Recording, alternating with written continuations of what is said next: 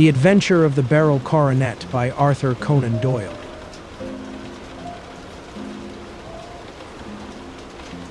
Holmes, I said, standing by the bow window, peering down the street. My voice carried a note of disbelief. There's a madman coming this way. It's sad, really. His family shouldn't let him wander alone. Holmes rose slowly from his armchair, a lazy grace in his movement. He slid his hands into the pockets of his dressing gown and leaned over my shoulder, his eyes narrowing as they followed my gaze. The morning was bright and crisp, the sun glinting off the thick blanket of snow left from the day before.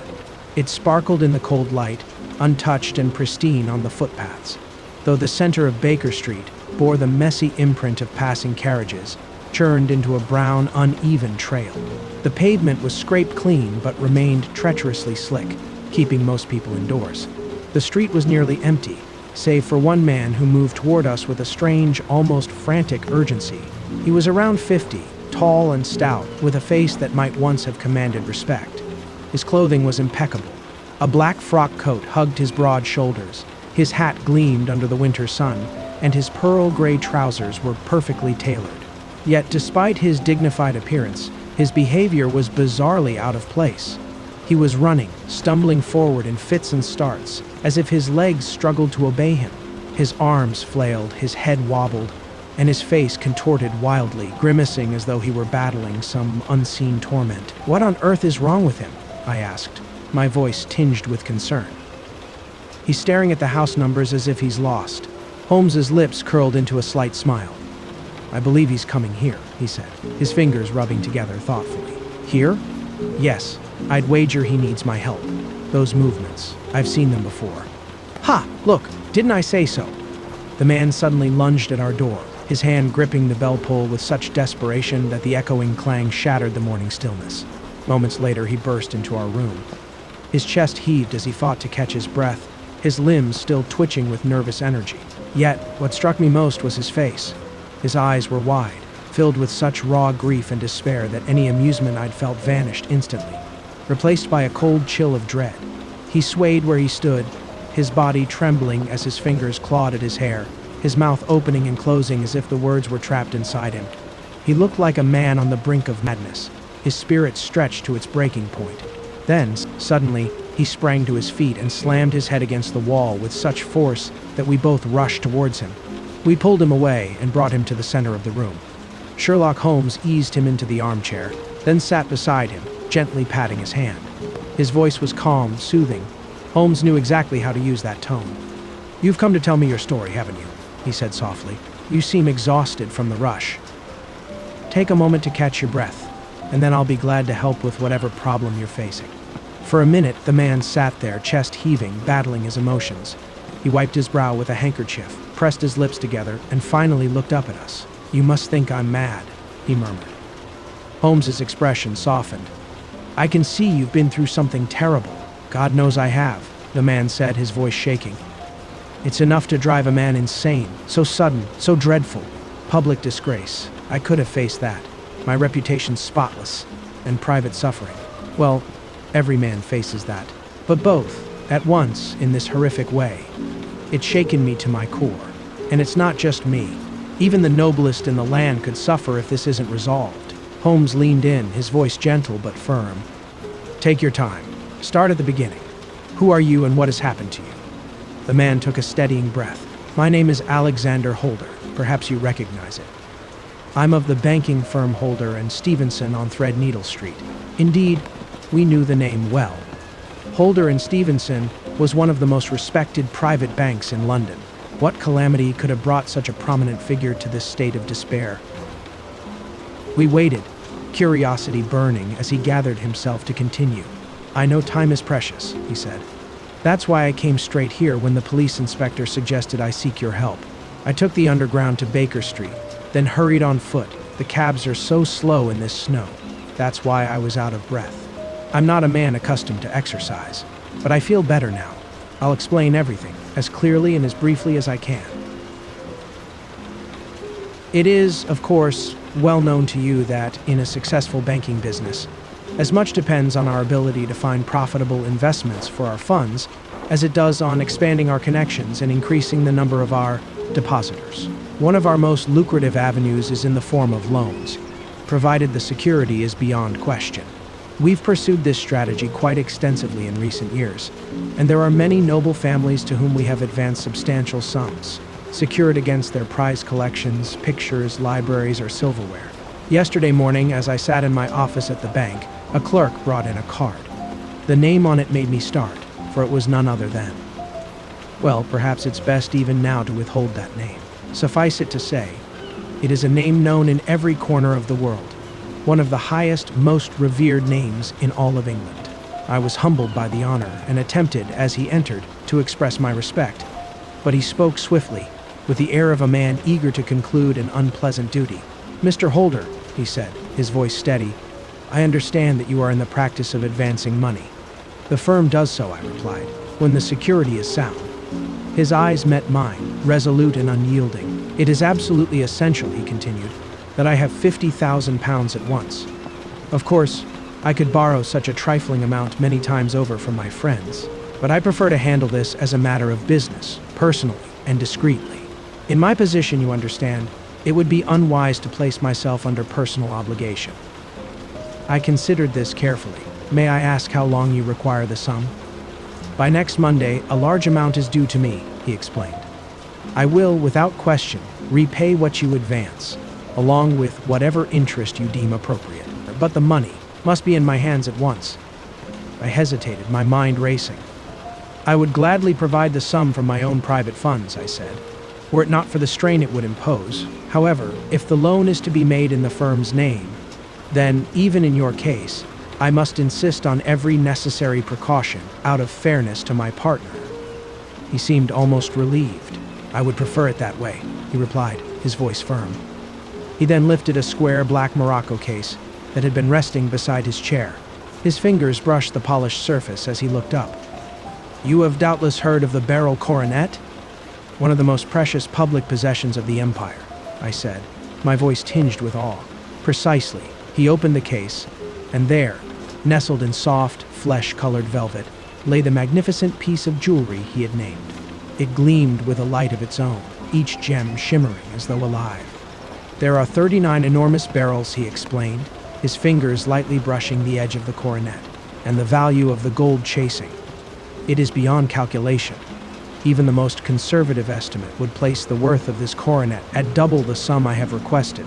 I am prepared to leave it with you, as my security." I took the exquisite case into my hands, feeling its weight, both physical and symbolic. My eyes moved from the coronet to my illustrious client, searching his face for any trace of hesitation. "You doubt its value?" he asked, his gaze steady.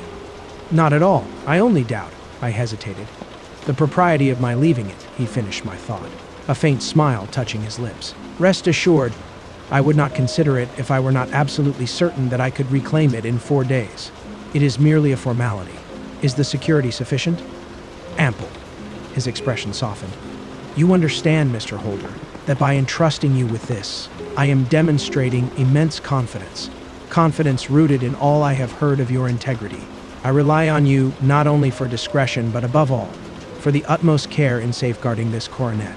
Any harm to it would be catastrophic.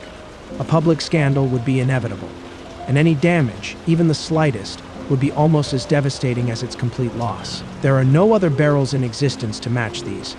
They are irreplaceable." He paused, his eyes lingering on the coronet before meeting mine again. "Nevertheless, I leave it with you, with complete trust. I shall collect it in person on Monday morning." Sensing his urgency to leave, I spoke no more. Summoning my cashier, I instructed him to provide £51,000 notes. When my client had departed, I found myself alone, the precious case lying before me on the desk. I could not tear my eyes away from it.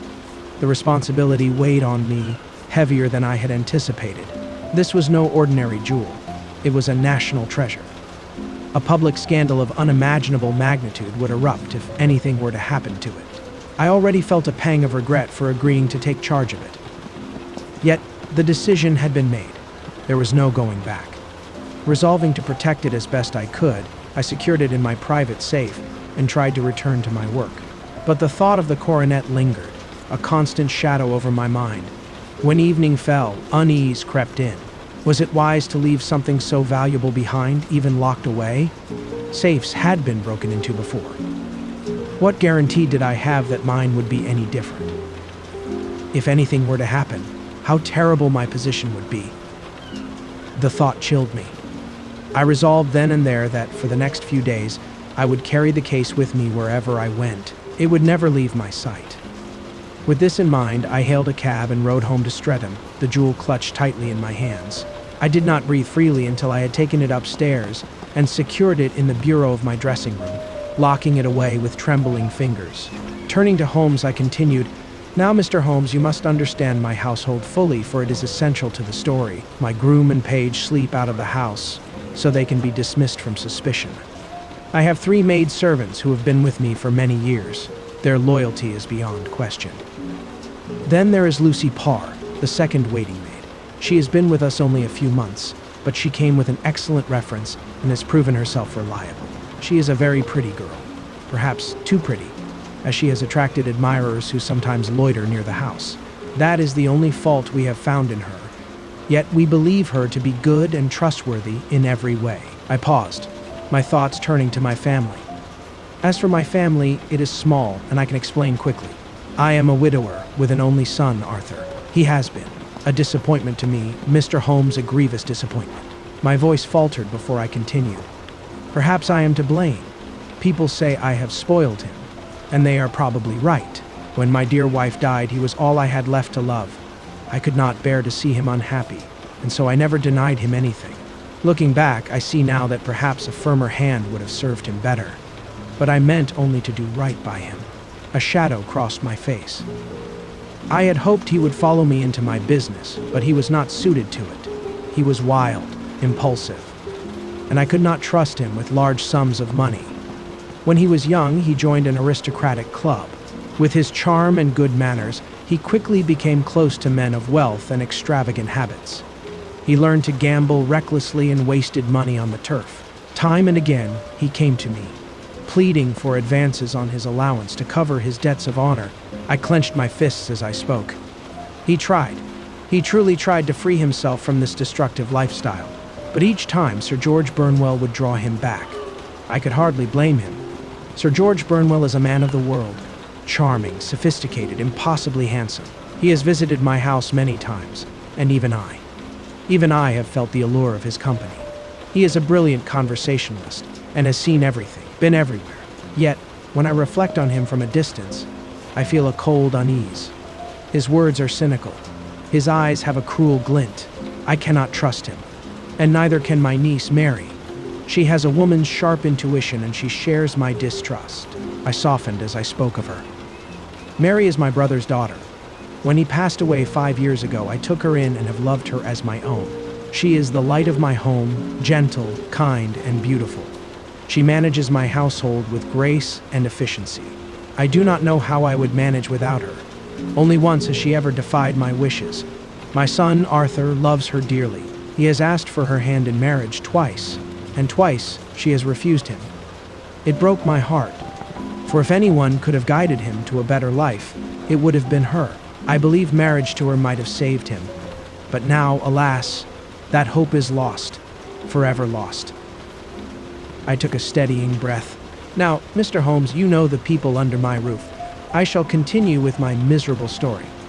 That evening, after dinner, we took coffee in the drawing room. I told Arthur and Mary about my remarkable day and the precious treasure now under our roof. I mentioned everything, except the name of my client. I am certain Lucy Parr had already left the room when I began my tale, but I cannot be sure if the door was fully closed. Both Mary and Arthur were fascinated. They asked to see the coronet, but I thought it best to leave it undisturbed. "Where have you put it?" Arthur asked. "In my bureau," I answered. "I hope to goodness the house won't be burgled tonight," he said with a laugh. "It is locked up," I assured him. "Oh, any old key could open that bureau," he remarked casually. "I've opened it myself before." Using the key to the B-box room cupboard, I frowned but dismissed his words as idle chatter. He often spoke in such a careless way. Yet that night, before retiring, he followed me to my room. His face was grave, his eyes downcast. "Look here, Dad," he said, his voice hesitant. Can you lend me £200? "No, I cannot," I answered sharply. I have been far too generous with you in money matters. You have been very kind, he said, but I must have this money or else I can never show my face inside the club again. And a very good thing too, I cried. Yes, but you would not have me leave it a dishonored man, he pleaded. I could not bear the disgrace. I must raise the money in some way, and if you will not let me have it, then I must try other means. I was very angry, for this was the third demand during the month. You shall not have a farthing from me, I shouted. He bowed and left the room without another word. When he was gone, I unlocked my bureau, made sure that my treasure was safe, and locked it again. Then I started to go round the house to see that all was secure, a duty which I usually leave to Mary, but which I thought it well to perform myself that night. As I came down the stairs, I saw Mary herself at the side window of the hall, which she closed and fastened as I approached. Tell me, Dad, she said, looking a little disturbed. Did you give Lucy, the maid, leave to go out tonight? Certainly not, I replied. She came in just now by the back door.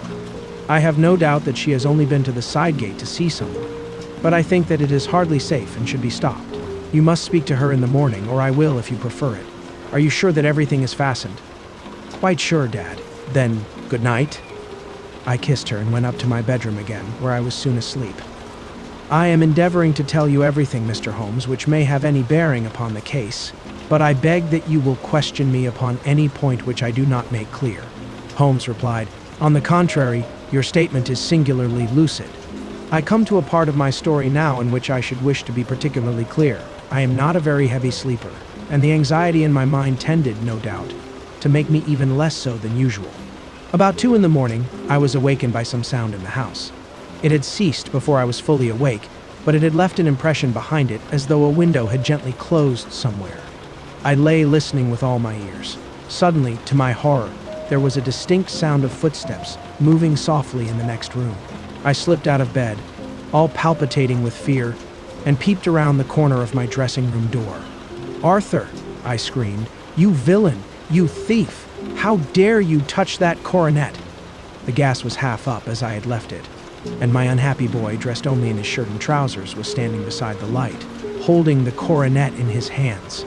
He appeared to be wrenching at it, or bending it with all his strength.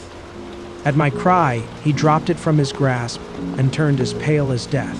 I snatched it up and examined it. One of the gold corners, with 3 of the barrels in it, was missing. You blackguard! I shouted beside myself with rage. You have destroyed it. You have dishonored me forever. Where are the jewels which you have stolen? Stolen? He cried. Yes, thief, I roared, shaking him by the shoulder. There are none missing. There cannot be any missing, he said. There are 3 missing, and you know where they are. Must I call you a liar as well as a thief? Did I not see you trying to tear off another piece? You have called me names enough, he said. I will not stand it any longer.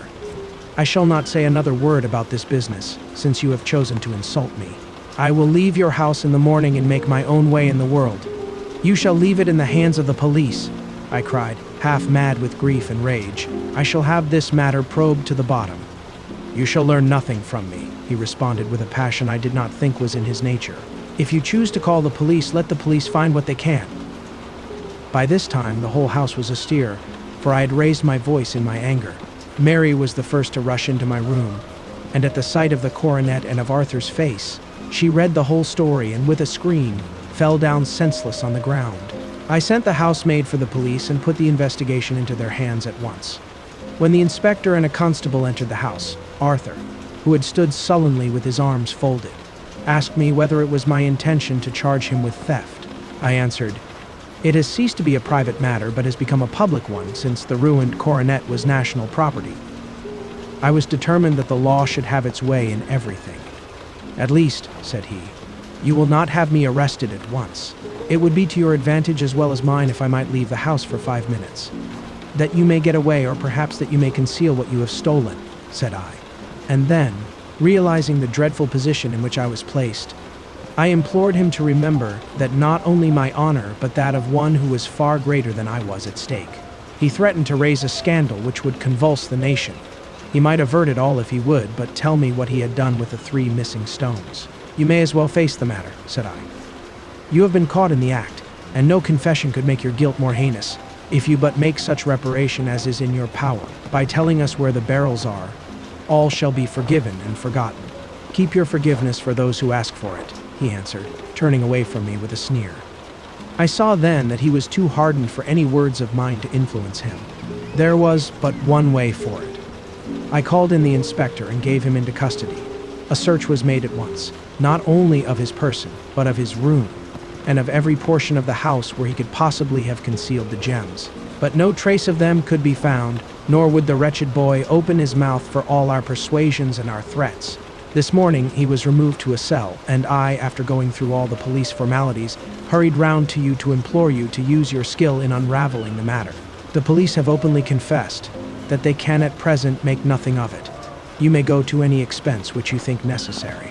I have already offered a reward of £1,000. My God, what shall I do? I have lost my honor, my gems, and my son in one night. Oh, what shall I do? He put a hand on either side of his head and rocked himself to and fro, droning to himself like a child whose grief has got beyond words. Sherlock Holmes sat silent for some few minutes, his brows knitted and his eyes fixed upon the fire. Do you receive much company? He asked. None save my partner with his family and an occasional friend of Arthur's. Sir George Burnwell has been several times lately. No one else, I think. Do you go out much in society? Arthur does. Mary and I stay at home. We neither of us care for it. That is unusual in a young girl. She is of a quiet nature. Besides, she is not so very young. She is 24.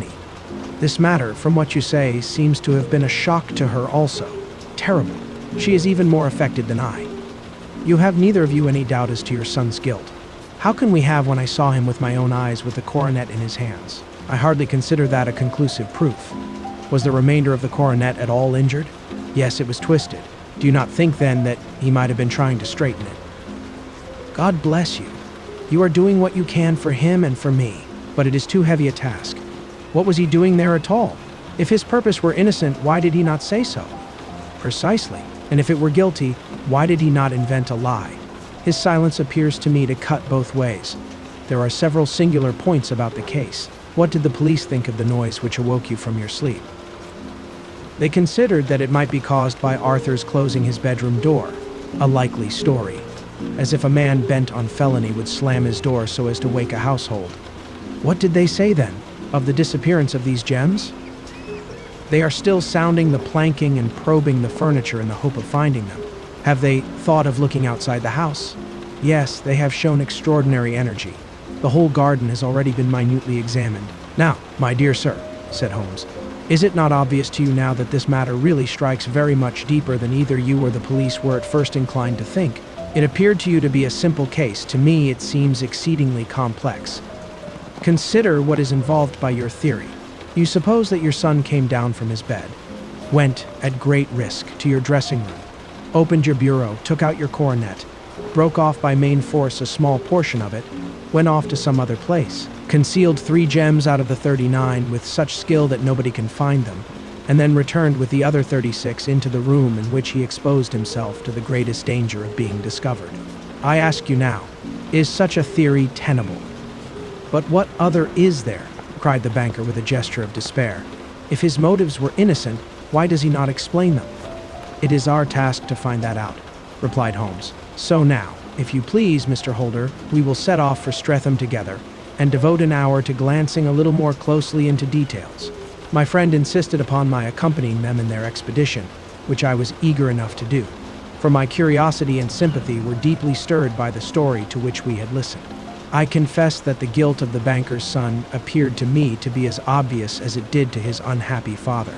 But still I had such faith in Holmes's judgment that I felt that there must be some grounds for hope, as long as he was dissatisfied with the accepted explanation. He hardly spoke a word the whole way out to the southern suburb, but sat with his chin upon his breast and his hat drawn over his eyes, sunk in the deepest thought. Our client appeared to have taken fresh heart at the little glimpse of hope which had been presented to him, and he even broke into a desultory chat with me over his business affairs. A short railway journey and a shorter walk brought us to Fairbank, the modest residence of the great financier. Fairbank was a good-sized square house of white stone, standing back a little from the road. A double carriage sweep, with a snow-clad lawn, stretched down in front to 2 large iron gates which closed the entrance. On the right side was a small wooden thicket, which led into a narrow path between 2 neat hedges stretching from the road to the kitchen door. and forming the tradesman's entrance. On the left ran a lane which led to the stables and was not itself within the grounds at all, being a public, though little-used, thoroughfare. Holmes left us standing at the door and walked slowly all round the house, across the front, down the tradesman's path, and so round by the garden behind into the stable lane. So long was he that Mr. Holder and I went into the dining room and waited by the fire until he should return. We were sitting there in silence when the door opened and a young lady came in. She was rather above the middle height, slim, with dark hair and eyes, which seemed the darker against the absolute pallor of her skin. I do not think that I have ever seen such deadly paleness in a woman's face. Her lips, too, were bloodless, but her eyes were flushed with crying. As she swept silently into the room, she impressed me with a greater sense of grief than the banker had done in the morning, and it was the more striking in her as she was evidently a woman of strong character, with immense capacity for self-restraint. Disregarding my presence, she went straight to her uncle and passed her hand over his head with a sweet womanly caress. "You have given orders that Arthur should be liberated, have you not, Dad?" "No, no, my girl. The matter must be probed to the bottom. But I am so sure that he is innocent. You know what woman's instincts are. I know that he has done no harm and that you will be sorry for having acted so harshly. Why is he silent then if he is innocent? Who knows? Perhaps because he was so angry that you should suspect him. How could I help suspecting him when I actually saw him with the coronet in his hand? Oh, but he had only picked it up to look at it. Oh, do take my word for it that he is innocent. Let the matter drop and say no more. It is so dreadful to think of our dear Arthur in a prison. I shall never let it drop until the gems are found, never, Mary. Your affection for Arthur blinds you as to the awful consequences to me. Far from hushing the thing up, I have brought a gentleman down from London to inquire more deeply into it." "This gentleman?" she asked, facing round to me. "No, his friend. He wished us to leave him alone. He is round in the stable lane now." "The stable lane? What can he hope to find there?" "Ah, this, I suppose, is he. I trust, sir, that you will succeed in proving, what I feel sure is the truth, that my cousin Arthur is innocent of this crime. I fully share your opinion, and I trust, with you, that we may prove it." He then went back to the mat to knock the snow from his shoes. "I believe I have the honor of addressing Miss Mary Holder. Might I ask you a question or two?" "Pray do, sir, if it may help to clear this horrible affair up. You heard nothing yourself last night?" "Nothing until my uncle here began to speak loudly. I heard that and I came down." "You shut up the windows and doors the night before. Did you fasten all the windows?" "Yes." "Were they all fastened this morning?" "Yes." "You have a maid who has a sweetheart? I think that you remarked to your uncle last night that she had been out to see him." "Yes, and she was the girl who waited in the drawing room, and who may have heard uncle's remarks about the coronet." "I see. You infer that she may have gone out to tell her sweetheart, and that the two may have planned the robbery. But what is the good of all these vague theories?" cried the banker impatiently, "when I have told you that I saw Arthur with the coronet in his hands." "Wait a little, Mr. Holder. We must come back to that. About this girl, Miss Holder. You saw her return by the kitchen door, I presume?" "Yes, when I went to see if the door was fastened for the night, I met her slipping in. I saw the man, too, in the gloom." "Do you know him?" "Oh, yes. He is the greengrocer who brings our vegetables round. His name is Francis Prosper." "He stood to the left of the door, that is to say, farther up the path than is necessary to reach the door?" "Yes, he did." "And he is a man with a wooden leg?" Something like fear sprang up in the young lady's expressive black eyes. "Why, you are like a magician," said she. "How do you know that?" She smiled, but there was no answering smile in Holmes' thin, eager face. "I should be very glad now to go upstairs," said he. "I shall probably wish to go over the outside of the house again. Perhaps I had better take a look at the lower windows before I go up." He walked swiftly round from one to the other, pausing only at the large one which looked from the hall onto the stable lane. This he opened and made a very careful examination of the sill with his powerful magnifying lens. "Now we shall go upstairs," said he at last. The banker's dressing room was a plainly furnished little chamber, with a grey carpet, a large bureau, and a long mirror.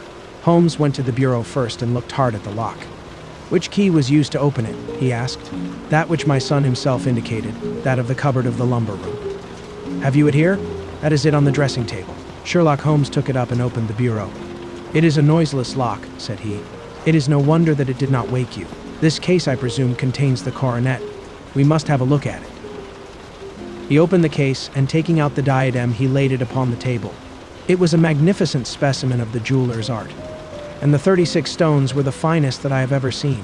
At one side of the coronet was a cracked edge, where a corner holding 3 gems had been torn away. "Now, Mr. Holder," said Holmes, "here is the corner which corresponds to that which has been so unfortunately lost. Might I beg that you will break it off?" The banker recoiled in horror. "I should not dream of trying," said he. "Then I will." Holmes suddenly bent his strength upon it, but without result. "I feel it give a little," said he, "but though I am exceptionally strong in the fingers, it would take me all my time to break it. An ordinary man could not do it. Now, what do you think would happen if I did break it, Mr. Holder? There would be a noise like a pistol shot. Do you tell me that all this happened within a few yards of your bed and that you heard nothing of it? I do not know what to think.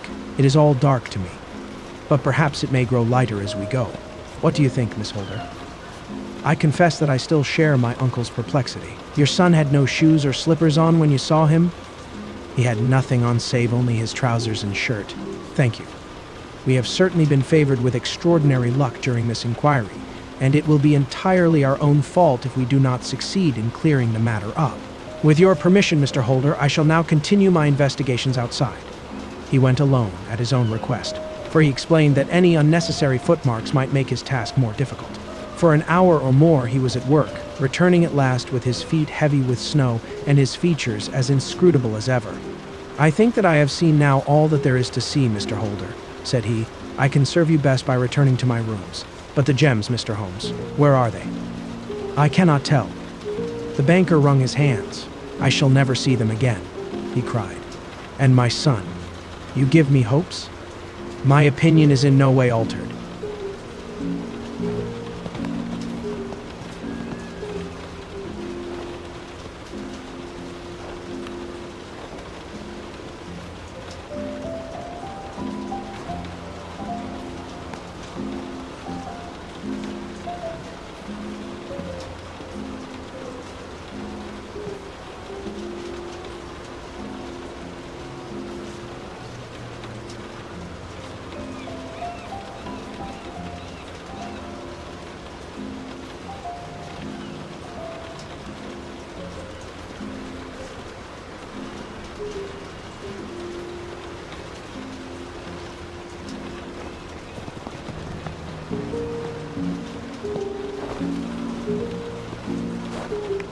Certainly.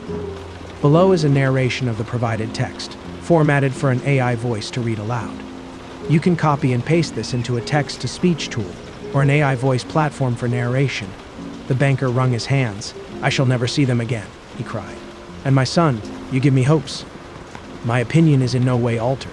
Then for God's sake, what was this dark business which was acted in my house last night? If you can call upon me at my Baker Street rooms tomorrow morning between 9 and 10, I shall be happy to do what I can to make it clearer. I understand that you give me carte blanche to act for you, provided only that I get back the gems and that you place no limit on the sum I may draw. I would give my fortune to have them back." "Very good. I shall look into the matter between this and then. Goodbye. It is just possible that I may have to come over here again before evening." It was obvious to me that my companion's mind was now made up about the case, although what his conclusions were was more than I could even dimly imagine. Several times during our homeward journey, I endeavored to sound him upon the point, but he always glided away to some other topic until at last I gave it over in despair. It was not yet 3 when we found ourselves in our rooms once more. He hurried to his chamber and was down again in a few minutes, dressed as a common loafer, with his collar turned up, his shiny, seedy coat, his red cravat, and his worn boots. He was a perfect sample of the class. "I think that this should do," said he, glancing into the glass above the fireplace. "I only wish that you could come with me, Watson, but I fear that it won't do. I may be on the trail in this matter, or I may be following a will-o'-the-wisp, but I shall soon know which it is. I hope that I may be back in a few hours." He cut a slice of beef from the joint upon the sideboard, sandwiched it between 2 rounds of bread, and thrusting this rude meal into his pocket, he started off upon his expedition. I had just finished my tea when he returned, evidently in excellent spirits, swinging an old elastic-sided boot in his hand. He chucked it down into a corner and helped himself to a cup of tea. "I only looked in as I passed," said he. "I'm going right on." "Where to?" "Oh, to the other side of the West End. It may be some time before I get back. Don't wait up for me, in case I should be late." "How are you getting on?" Oh, so. Nothing to complain of. I have been out to Streatham since I saw you last, but I did not call at the house. It is a very sweet little problem, and I would not have missed it for a good deal. However, I must not sit gossiping here, but must get these disreputable clothes off and return to my highly respectable self. I could see by his manner that he had stronger reasons for satisfaction than his words alone would imply. His eyes twinkled, and there was even a touch of color upon his sallow cheeks.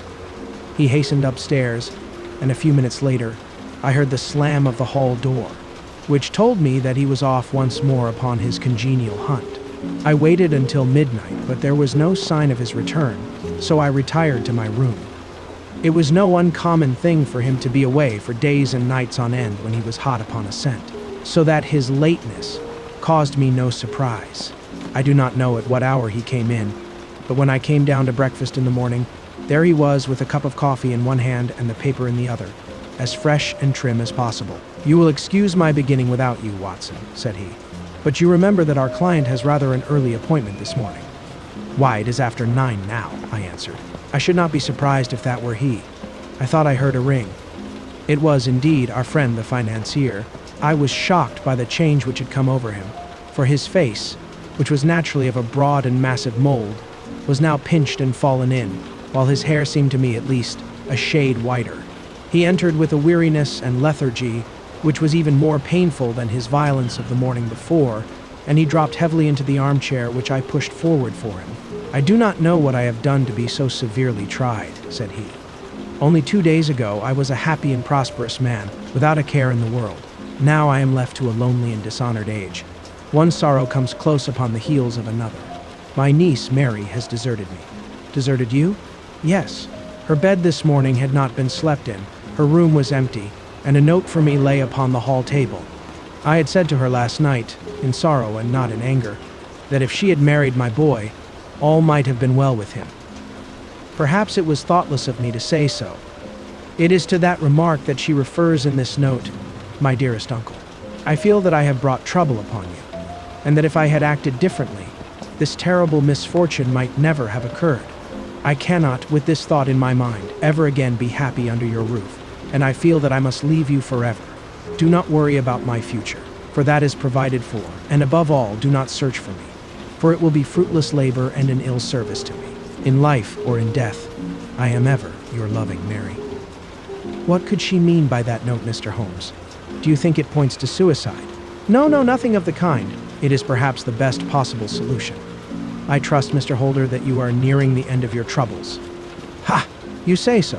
You have heard something, Mr. Holmes. You have learned something. Where are the gems? You would not think £1,000 apiece an excessive sum for them. I would pay 10. That would be unnecessary. 3,000 will cover the matter. And there is a little reward, I fancy. Have you your checkbook? Here is a pen. Better make it out for £4,000. With a dazed face, the banker made out the required check. Holmes walked over to his desk, took out a little triangular piece of gold with 3 gems in it, and threw it down upon the table. With a shriek of joy, our client clutched it up. "You have it," he gasped. I am saved! I am saved!" The reaction of joy was as passionate as his grief had been, and he hugged his recovered gems to his bosom. "There is one other thing you owe, Mr. Holder," said Sherlock Holmes rather sternly. "Oh!" He caught up a pen. "Name the sum, and I will pay it." "No, the debt is not to me. You owe a very humble apology to that noble lad, your son, who has carried himself in this matter as I should be proud to see my own son do, should I ever chance to have one." "Then it was not Arthur who took them." "I told you yesterday, and I repeat today that it was not." "You are sure of it? Then let us hurry to him at once to let him know that the truth is known." "He knows it already. When I had cleared it all up, I had an interview with him, and finding that he would not tell me the story, I told it to him, on which he had to confess that I was right, and to add the very few details which were not yet quite clear to me. Your news of this morning, however, may open his lips." "For heaven's sake, tell me then, what is this extraordinary mystery?" "I will do so, and I will show you the steps by which I reached it. And let me say to you first, that which it is hardest for me to say, and for you to hear. There has been an understanding between Sir George Burnwell and your niece Mary. They have now fled together." "My Mary? Impossible." "It is unfortunately more than possible, it is certain. Neither you nor your son knew the true character of this man when you admitted him into your family circle. He is one of the most dangerous men in England, a ruined gambler, an absolutely desperate villain, a man without heart or conscience. Your niece knew nothing of such men. When he breathed his vows to her, as he had done to 100 before her, she flattered herself that she alone had touched his heart. The devil knows best what he said, but at least she became his tool and was in the habit of seeing him nearly every evening. "I cannot and I will not believe it," cried the banker with an ashen face. "I will tell you then what occurred in your house last night. Your niece, when you had, as she thought, gone to your room, slipped down and talked to her lover through the window which leads into the stable lane. His footmarks had pressed right through the snow, so long had he stood there. She told him of the coronet. His wicked lust for gold kindled at the news, and he bent her to his will. I have no doubt that she loved you, but there are women in whom the love of a lover extinguishes all other loves, and I think that she must have been one.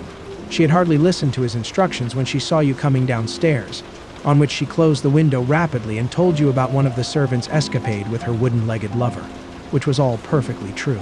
Your boy, Arthur, went to bed after his interview with you, but he slept badly on account of his uneasiness about his club debts. In the middle of the night, he heard a soft tread pass his door, so he rose and, looking out, was surprised to see his cousin walking very stealthily along the passage until she disappeared into your dressing room. Petrified with astonishment, the lad slipped on some clothes and waited there in the dark to see what would come of this strange affair. Presently she emerged from the room again, and in the light of the passage lamp, your son saw that she carried the precious coronet in her hands. She passed down the stairs, and he, thrilling with horror, ran along and slipped behind the curtain near your door, whence he could see what passed in the hall beneath. He saw her stealthily open the window, hand out the coronet to someone in the gloom, and then, closing it once more, hurry back to her room, passing quite close to where he stood hid behind the curtain. As long as she was on the scene, he could not take any action without a horrible exposure of the woman whom he loved. But the instant that she was gone, he realized how crushing a misfortune this would be for you, and how all-important it was to set it right. He rushed down, just as he was, in his bare feet, opened the window, sprang out into the snow, and ran down the lane, where he could see a dark figure in the moonlight. Sir George Burnwell tried to get away, but Arthur caught him, and there was a struggle between them, your lad tugging at one side of the coronet and his opponent at the other. In the scuffle, your son struck Sir George and cut him over the eye. Then something suddenly snapped, and your son, finding that he had the coronet in his hands, rushed back, closed the window, ascended to your room, and had just observed that the coronet had been twisted in the struggle, and was endeavoring to straighten it when you appeared upon the scene. "Is it possible?" gasped the banker. You then roused his anger by calling him names at a moment when he felt that he had deserved your warmest thanks. He could not explain the true state of affairs without betraying one who certainly deserved little enough consideration at his hands. He took the more chivalrous view, however, and preserved her secret.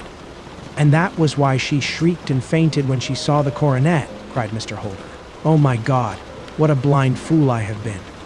And his asking to be allowed to go out for 5 minutes. The dear fellow wanted to see if the missing piece were at the scene of the struggle. How cruelly I have misjudged him. When I arrived at the house," continued Holmes, "I at once went very carefully round it to observe if there were any traces in the snow which might help me. I knew that none had fallen since the evening before, and also that there had been a strong frost to preserve impressions. I passed along the tradesman's path, but found it all trampled down and indistinguishable. Just beyond it, however, at the far side of the kitchen door, a woman had stood and talked with a man, whose round impressions on one side showed that he had a wooden leg. I could even tell that they had been disturbed, for the woman had run back swiftly to the door, as was shown by the deep toe and light heel marks, while wooden leg had waited a little, and then had gone away. I thought at the time that this might be the maid and her sweetheart, of whom you had already spoken to me, and inquiry showed it was so. I passed round the garden without seeing anything more than random tracks, which I took to be the police, but when I got into the stable lane, a very long and complex story was written in the snow in front of me. There was a double line of tracks of a booted man, and a second double line which I saw with delight belonged to a man with naked feet.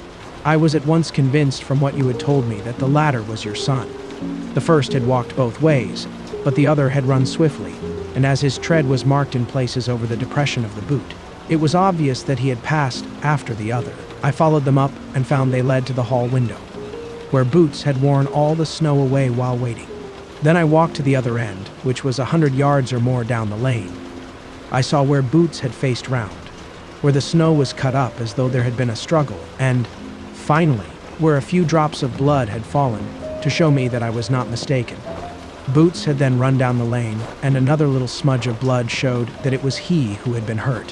When he came to the high road at the other end, I found that the pavement had been cleared, so there was an end to that clue. On entering the house, however, I examined, as you remember, the sill and framework of the hall window with my lens, and I could at once see that someone had passed out. I could distinguish the outline of an instep where the wet foot had been placed in coming in. I was then beginning to be able to form an opinion as to what had occurred. A man had waited outside the window. Someone had brought the gems. The deed had been overseen by your son. He had pursued the thief, had struggled with him. They had each tugged at the coronet, their united strength causing injuries which neither alone could have effected. He had returned with the prize, but had left a fragment in the grasp of his opponent. So far, I was clear. The question now was, who was the man and who was it brought him the coronet? It is an old maxim of mine that when you have excluded the impossible, whatever remains, however improbable, must be the truth. Now, I knew that it was not you who had brought it down, so there only remained your niece and the maids. But if it were the maids, why should your son allow himself to be accused in their place? There could be no possible reason. As he loved his cousin, however, there was an excellent explanation why he should retain her secret, the more so as the secret was a disgraceful one. When I remembered that you had seen her at that window, and how she had fainted on seeing the coronet again, my conjecture became a certainty. And who could it be who was her confederate? A lover, evidently, for who else could outweigh the love and gratitude which she must feel to you? I knew that you went out little, and that your circle of friends was a very limited one. But among them was Sir George Burnwell. I had heard of him before as being a man of evil reputation among women. It must have been he who wore those boots and retained the missing gems. Even though he knew that Arthur had discovered him, he might still flatter himself that he was safe, for the lad could not say a word without compromising his own family. Well, your own good sense will suggest what measures I took next. I went in the shape of a loafer to Sir George's house, managed to pick up an acquaintance with his valet, learned that his master had cut his head the night before, and finally, at the expense of 6 shillings, made all sure by buying a pair of his cast-off shoes. With these, I journeyed down to Streatham and saw that they exactly fitted the tracks. "I saw an ill-dressed vagabond in the lane yesterday evening," said Mr. Holder. "Precisely. It was I. I found that I had my man, so I came home and changed my clothes. It was a delicate part which I had to play then, for I saw that a prosecution must be avoided to avert scandal. And I knew that so astute a villain would see that our hands were tied in the matter. I went and saw him. At first, of course, he denied everything. But when I gave him every particular that had occurred, he tried to bluster and took down a life preserver from the wall. I knew my man, however, and I clapped a pistol to his head before he could strike. Then he became a little more reasonable.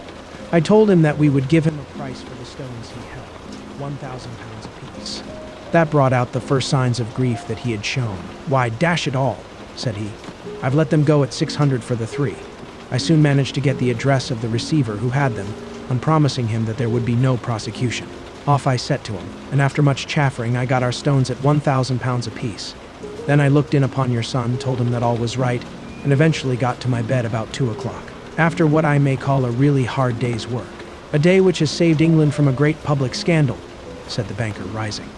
"Sir, I cannot find words to thank you, but you shall not find me ungrateful for what you have done. Your skill has indeed exceeded all that I have heard of it. And now I must fly to my dear boy to apologize to him for the wrong which I have done him. As to what you tell me of poor Mary, it goes to my very heart. Not even your skill can inform me where she is now." "I think that we may safely say," returned Holmes, "that she is wherever Sir George Burnwell is. It is equally certain, too, that whatever her sins are, they will soon receive a more than sufficient punishment." The adventure of the Beryl Coronet is over. Now subscribe for more stories.